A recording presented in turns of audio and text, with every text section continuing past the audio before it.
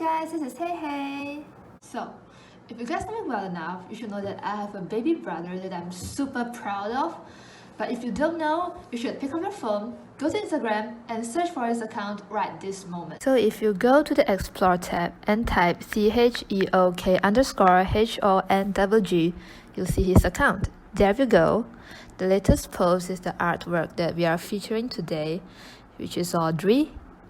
And there's Tilda, Zhou Ziyu, and IU, and the Mulan herself, Liu Yifei, and there's Emma Stone, and more Emma Watson, Gal, and the cutie boy himself.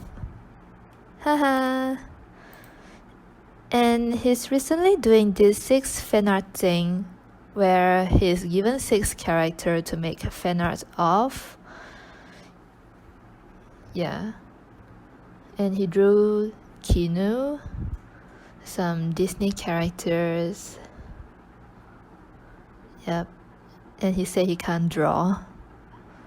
More characters. He has a thing for Batman. His friends. Yeah, Frozen. He has some friends. And Johnny.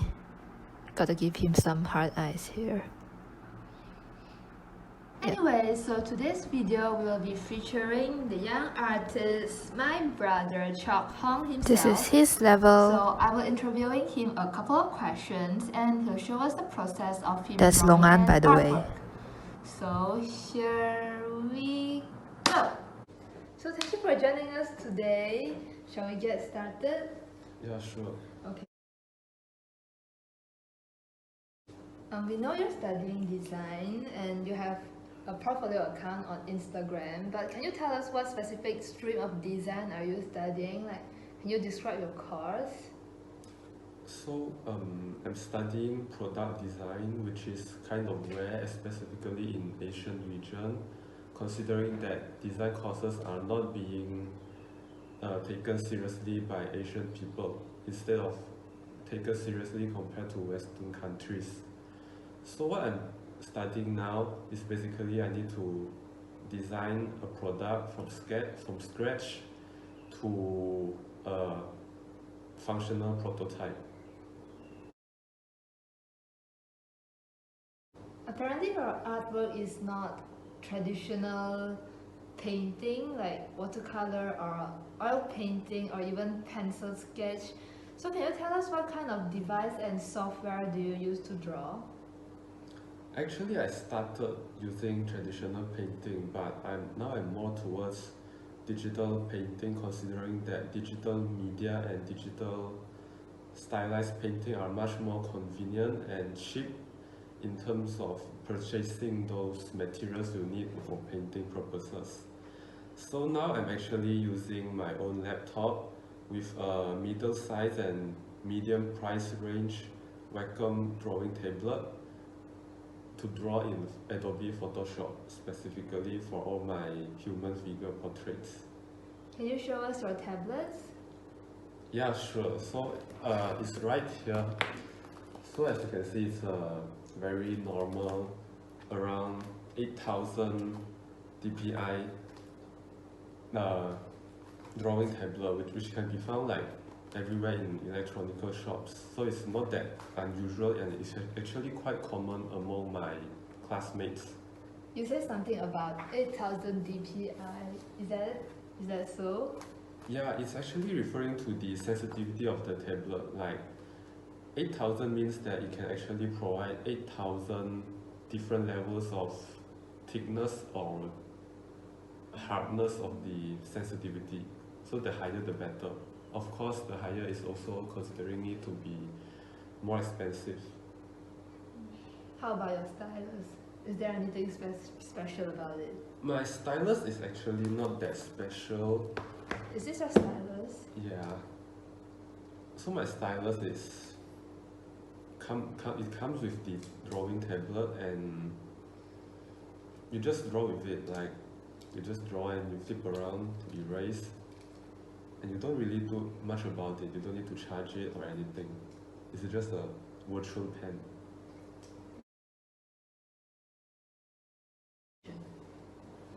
Okay, so this may seem to be a lame question, but do you have steps when drawing? Like, you need to have a broad outline first, and then the details, and then shadowing, or do you simply just follow your natural instincts when drawing?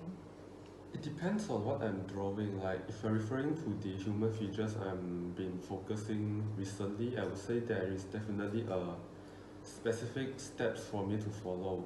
So first of all, I will start with tracing the outline of the human feature, considering that I'm not that accurate in terms of catching the essence of the human features.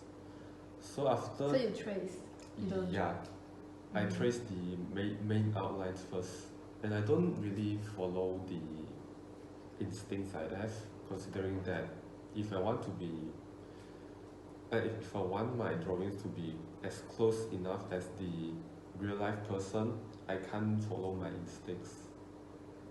So after I have my main outline being traced out, I will start with flattening the shadowings, and then I start to. And what does that mean? Flattening means I do not blur the colors together. Like I do not blur different level of shadowings together. I start to paint them one by one into like a lot of shapes, a lot of abstract shapes, and then I blend them together to form shadows and make it into one instead of many pieces.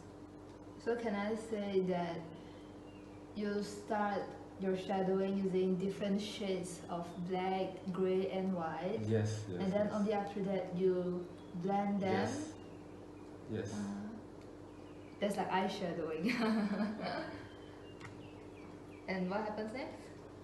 So after I'm finished with the different levels of shadowing, I'll start with blending them together to make it slowly into more real life person alike.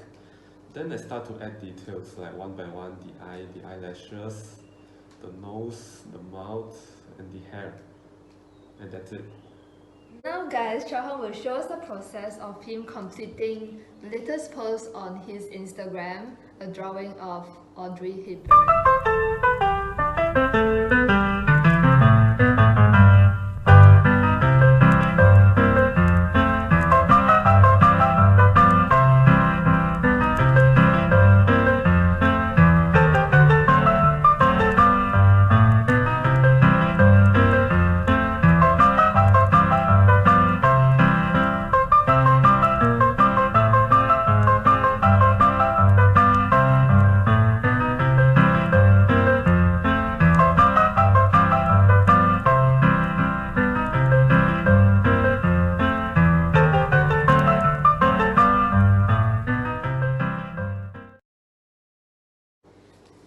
So that's a really amazing work. How long does it take for you to complete it?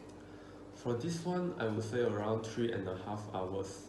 I see. Is this considered long or short time? I would say this is rather quick, consider that there's not much of details, especially in her eyes.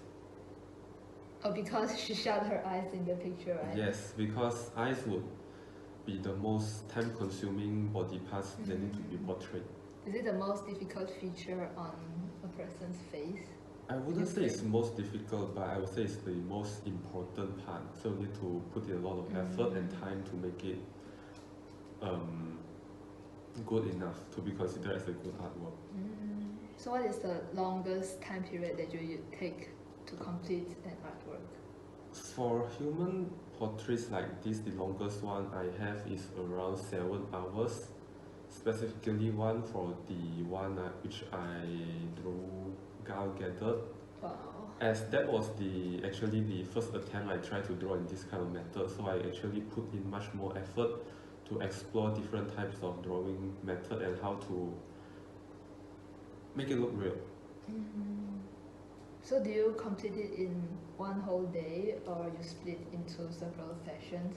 I never finish my portraits in one whole day. I usually split it into at least two days. But sometimes if I'm free, I can finish it in one day. Do you have any advice for beginner self-learning artists? Actually, my advice, I wouldn't say specifically for beginners, even though I'm not considered a professional yet. So I would say that for any artist around the world, everywhere, I would say practice is the most important for every artist that are trying to learning and improving themselves. Because practicing will makes you better no matter how good you are, because you can't be perfect in drawing every types of drawing. So practice is the key to improve yourself and make yourself a better artist. That's all for today, guys. Once again, thank you, Chok Hong, for joining us. So if you guys have anything to share or any comments for our videos, please tell us in the comments and we will read it. Bye bye!